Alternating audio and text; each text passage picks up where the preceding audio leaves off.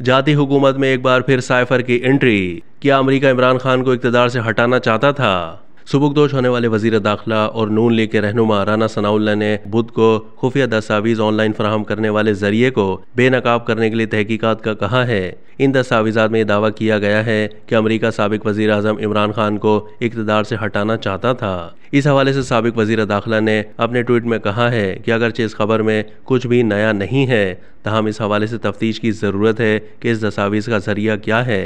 ये बहुत मुजरिमाना, धोखेबाजी और बागियाना इकदाम है। ये नहीं भूलना चाहिए कि इमरान खान के पास साइफर की एक कॉपी थी जो उन्होंने वापस नहीं की और ऑन रिकॉर्ड वो तस्लीम कर चुके हैं कि ये खो चुकी है।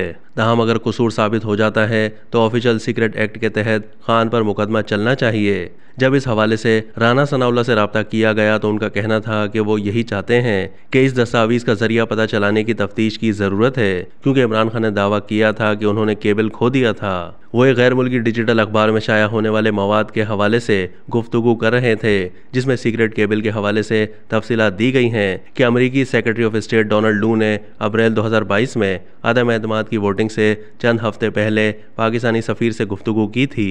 मुबैना तौर पर यही वो केबल था जिसका इमरान खान ने अवामी सतह पर हवाला दिया था और ये कहा था कि अमेरिका उनकी हुकूमत का तख्ता उलटना चाहता है।